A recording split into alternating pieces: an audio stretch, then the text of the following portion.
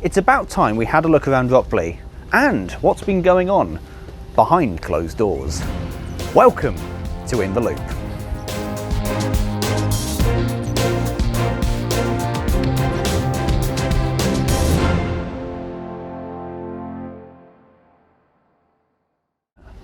It's been widely requested for us to have a look around behind those shutters, which is exactly what we're going to do today. So I shall pass you over to Mark. I'm Mark Drinkwater. I'm works foreman here at Ropley MPD on the Mid-Hants Railway, and I'm going to give you a quick tour of the workshop, what's been going on and what's hopefully coming up in the next couple of months. So starting off, we're currently in the wheel drop shed. It's kind of the main, up this end we do the short-term running maintenance. We've obviously got the wheel drop just here as well, which is a brilliant piece of equipment from Bricklayers Arms originally. It's brilliant obviously for the obvious taking wheel sets out, but a great addition for doing spring changes on engines as well. Walking down, we've got Cheltenham schools in here for maintenance, has been for most of the winter, on and off. We've done a full regulator valve overhaul because that was blowing by. It's had a set of tender brake blocks. It's had its exhaust injector off and looked at because that was playing up a bit. And now, pending steam test, it should be fit for the season. Moving on down, just in front of it, we've got little Peckett Kilmerston, which has just arrived to us from the S&D Trust. Basically in here, pending an inspection. Coming to the back of the wheel drop shed, through the curtain, we have our Class 11 shunter. This is our yard shunter. It's in here for a quick repaint into black and a few repairs. It's having a bit of steel work done, battery boxes and so on, just to keep on top of it. Also to make it black to be used at Thomas events. So it's just in here as a quick in-out job over 2 weeks. Right, so now we're now in the machine shop, or small machine shop. This is a very well kitted out area. The main job going on in here at the moment is machining the new tender horns for Canadian Pacific, which you can see two just down there and the rest are there. They're all being replaced by, because they're all cracked, or a lot of them, old ones were cracked. Also another recent addition was the overhead gantries, which were paid for by a small fundraiser. So thank you to everyone who put money towards this, because it's a great addition to the workshop. So this is the large machine shop, called large machine shop for obvious reasons, because it's primarily where the larger machines are. A lot of these are probably not as regular used as what's next door, because they're not day-to-day machines, but we can't live without them. They're also, in the main, older machines. As I say, we can't live without them. So you've got machines like the slotter, planer, the borers over there, drills, and a couple of lathes. So couple of bits going on in here. On the bench in front of us, we've got one of the finishing touches for 08288, which we'll see in a minute. These are the lights, marker lights off the front and back, which have basically just been rebuilt. They're all rotten, parts missing, and so on. So they're just in the final little bits. Again, another job going on is 499's new return cranks being made. These are in the early stages. They've just been machined and had the holes put in them. Yeah, so they're progressing. Over here we can see the new brake weight shaft for 75079's tender. This is all being made by primarily the group. It's all new castings being machined, new bearings, new shaft, work in progress. Obviously, because it's going to be a completely brand new tender, pretty much everything will be new on it. So, stepping through to the workshop, main workshop, we've got what is known as our white metaling bay. Ironically, we haven't got a white metaling job in here.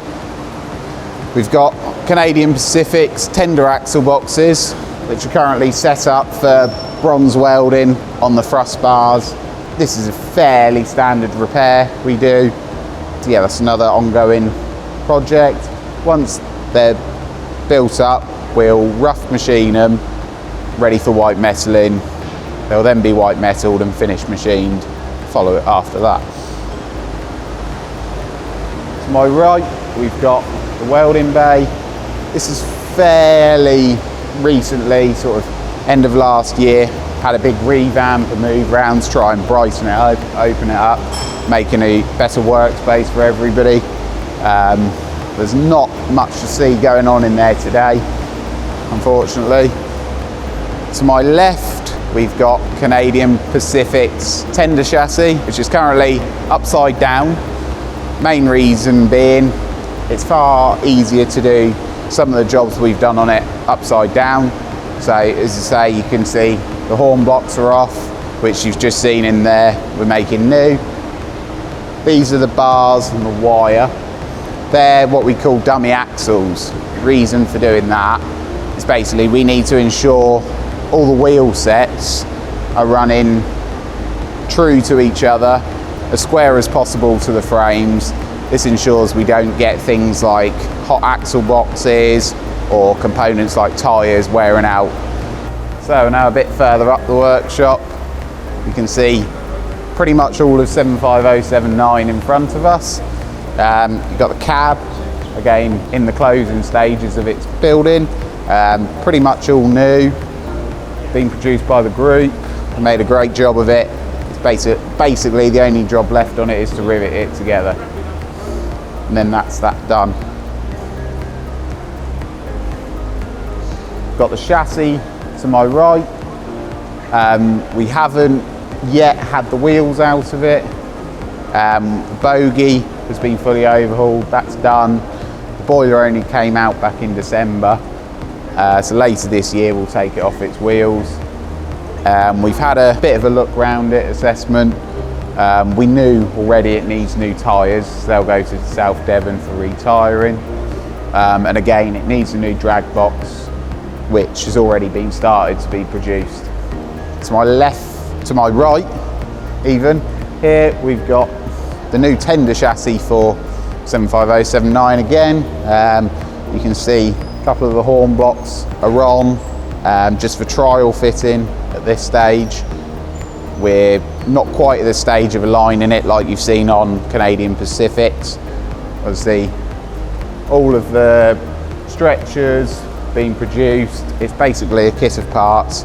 Next stage is to rivet it all together and make it a solid finished unit, and then we'll be looking at the axle box alignment on it. So behind me we've got 08288, which is literally in the final couple of days from completion. It's had a full repaint into blue. It's probably the most comprehensive 08 rebuild we've ever done at the Mid-Hants Railway. It's had a full rewire, a lot of radiator repairs, a lot of steelwork repairs. As I say, it's in the final stages now, and hopefully you'll see it out and about fairly soon. The significance to this engine is basically it's the engine that done all the work to rebuild the line from Alton to Medstead. It was the engine that worked from Alton, pushing everything up the hill as they relayed it. So it's quite a historical significance to the Mid-Hants Railway. And we can't live without shunters. A brilliant day-to-day machine, so we need to be looking after them. So we're now out in the yard. We won't stay out here too long because it's just starting to rain again. Out here, it's all a bit of a mess because we're having a big shunt around today. Try and get ready for the next jobs. Most of the engines are out here. At the top of the pile, we've got 76 and Thomas, which just had annual exams, and a few running repairs.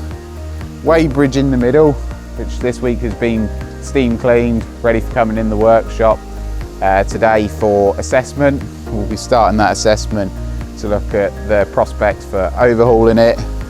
We've got 506 and the 7F again. So to finish off, we got the S15 and 7F. These aren't quite ready for service, just a couple of little jobs to do, nothing too dramatic, but we'll see them out on the railway fairly soon. I'm currently stood on the pit road, thank you.